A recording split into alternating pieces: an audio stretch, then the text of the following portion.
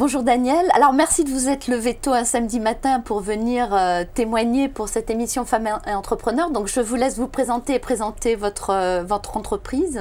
Merci déjà de m'avoir invité. Donc je m'appelle Daniel Dubrac et je suis administrateur de biens immobiliers en banlieue, dans le 93, une banlieue qui bouge beaucoup.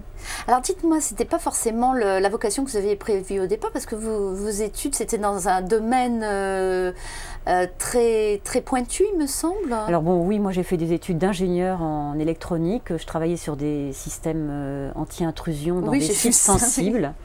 Mais vous savez, il y a beaucoup de gens qui font des études dans un premier temps et qui exercent un métier qui est différent des études. Donc voilà. Et alors donc, vous avez créé cette boîte. Quelle était votre motivation au départ quand vous avez créé votre entreprise? J'étais chef de projet informatique dans une grande entreprise et donc voilà, on a basculé dans l'administration de biens, n'y connaissant rien au niveau juridique au départ, mais ayant quand même des connaissances de gestion de projet. Donc pourquoi pas un projet, la gestion d'un immeuble, c'est bien plein de choses autour d'un projet de stratégie immobilière pour les uns et puis comptable et financière. Alors vous avez développé cette entreprise, vous avez créé des emplois, donc aujourd'hui vous avez plus de 20 salariés. Vous avez, comment dans l'équipe, c'est plus d'hommes, plus de femmes, comment? Alors, on a créé ça en 86, moi j'ai créé ça en 86, partant de rien, aucun portefeuille, parce qu'on peut acheter un portefeuille. Oui. Bon. Vous n'avez pas choisi la facilité, là, parce que démarrer de zéro et de se constituer... Alors, l'opportunité, ça a été de s'occuper d'immeubles dégradés au sens juridique, technique et social. Et donc, du coup, de travailler sur les copropriétés en difficulté, ce qui, aujourd'hui, représente une petite part du portefeuille, mais au début, c'était un gros morceau. C'était une niche. Et les confrères ne voulaient pas ça, et donc, du coup, beaucoup de liens avec toutes les collectivités autour qui s'occupent de ces sujets-là. Peu d'hommes au début, peu d'hommes. Est-ce qu'il y a beaucoup de travail administratif? Alors, il y a du travail sédentaire. Les comptables au niveau de l'immobilier, c'est un plan comptable un peu particulier, donc du travail sédentaire. Mais par contre, beaucoup de travail au niveau des gestionnaires qui vont sur le terrain pour des raisons urgentes ou pour pouvoir préparer les assemblées générales. Et c'est un métier qui est ingrat, où il y a beaucoup de difficultés relationnelles avec les gens, qui cohabitent des fois mal avec leurs voisins. Du coup, c'est un métier qui donne un peu de stress au niveau de la gestion pure et peut-être que les femmes résistent mieux à ce genre de stress. Alors, on parlait justement d'apprentissage. Donc, outre votre entreprise, vous mobilisez beaucoup pour je dirais, pour la profession, puisque je crois que vous avez au niveau de votre syndicat professionnel, je ne sais pas comment ça s'appelle là, CA?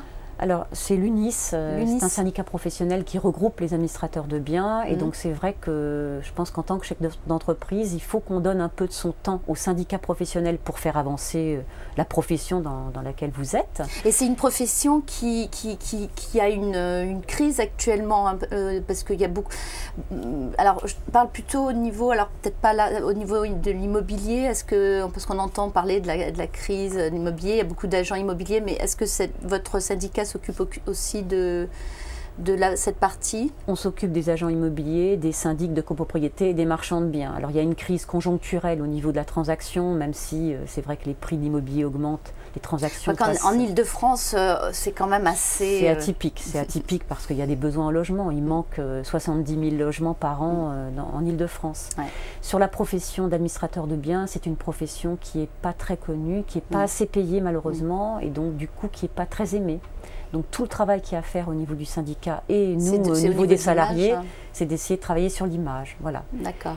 Et alors en plus, donc on parlait justement d'apprentissage, et vous avez des fonctions d'élu au niveau vous êtes élu de la CCIP, de la Chambre de commerce de Paris. Donc alors expliquez-nous, vous êtes en charge... Alors je suis en charge de tout ce qui est apprentissage, soit la sensibilisation des entreprises à l'apprentissage, mais aussi sur la mise en œuvre du programme d'enseignement et d'apprentissage au niveau de la Chambre. Donc c'est absolument passionnant. Et puis en tant que chef d'entreprise, je conseille vraiment d'avoir des apprentis ou éventuellement des alternants type contrat de professionnalisation dans l'entreprise, parce que c'est important d'avoir ce relais entre le côté scolaire et le côté immersion dans le monde du travail, dans le monde de l'entreprise. Ça apporte à la fois à l'élève ou au stagiaire qu'on va former à son entreprise et à l'objet de son entreprise, mais ça apporte aussi aux chefs d'entreprise. Les jeunes ont des idées nouvelles, un peu des fois, ils ont des illusions qu'ils perdent, mais on a comme ça à forger ces jeunes au métier. C'est vraiment important, l'insertion des jeunes par l'aspect professionnel est important. Vous prêchez vraiment une convaincue, parce que je peux témoigner par rapport à notre entreprise précédente. Si on n'avait pas recruté autant de jeunes en alternance dans notre entreprise, on n'aurait jamais eu ce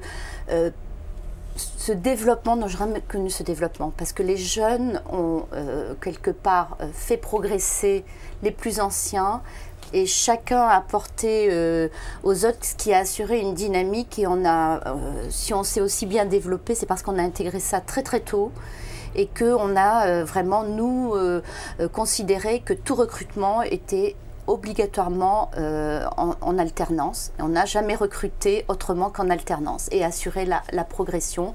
Et c'est clair, vraiment là, voilà, je peux témoigner et j'ai à cœur aussi justement de promouvoir l'apprentissage. Je trouve qu'aujourd'hui, dans ce pays, c'est pas encore suffisamment utilisé dans les entreprises. L'apprentissage, c'est pas que dans les métiers manuels, c'est aussi dans les métiers ou les contrats en alternance, hein, dans les métiers intellectuels.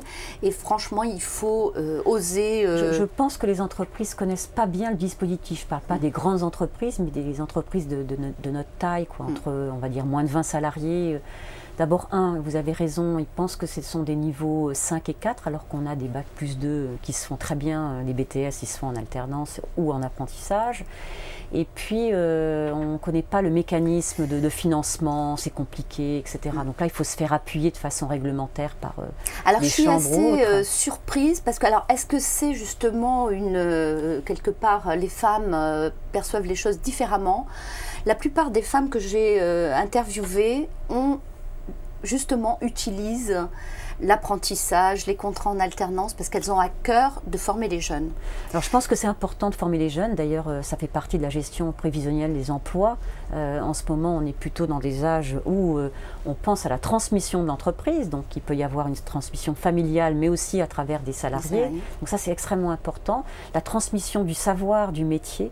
Et c'est vrai qu'on a peut-être ça dans cette culture au niveau des femmes, y compris sur la diversité. Oui. On va être responsable socialement sur l'aspect du handicap, sur l'aspect aussi, moi je suis en banlieue, j'ai à cœur que mes salariés ressemblent à ma clientèle. Ma clientèle, ce sont des gens étrangers, des minorités visibles. Dans mon entreprise, vous avez des jeunes, des moins jeunes, des personnes issues de l'immigration. Bon, et voilà, et ça se mélange très bien.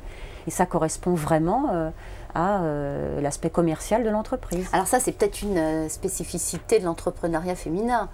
Alors, je vais faire un peu de provocation. Alors, vous qui managez des hommes et des femmes, est-ce que vous trouvez que c'est les hommes ou les femmes qui sont meilleurs?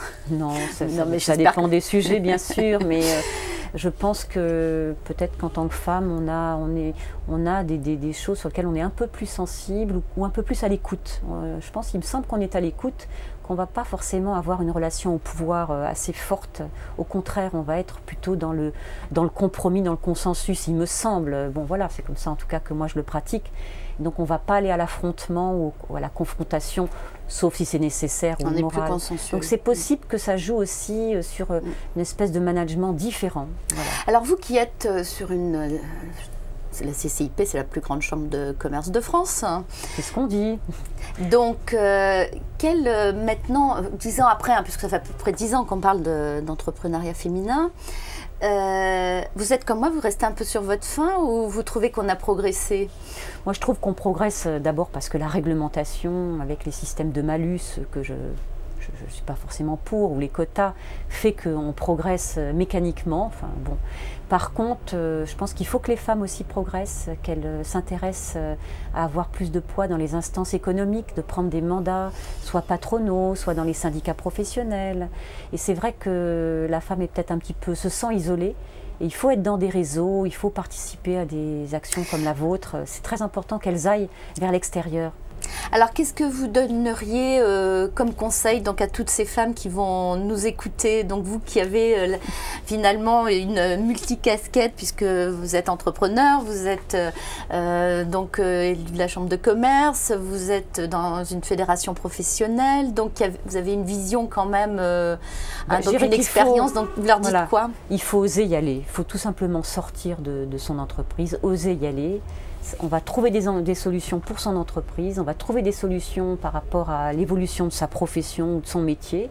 Ça aide au niveau de la réglementation, donc ça apprend aussi des choses au niveau de sa propre entreprise. Je pense qu'il faut, ça ouvre l'esprit, ça permet quand même de mieux manager ultérieurement son entreprise par rapport à tout ce qu'on découvre de l'extérieur, des expériences des uns et des autres, et ça permet comme ça de mieux développer son entreprise.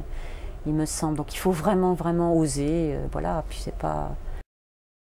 Eh bien, merci Danielle. Et merci puis, aussi. donc, continuez tout ce travail que vous faites et qui est utile. Et vous aussi, par rapport à votre dispositif. Bravo. Merci.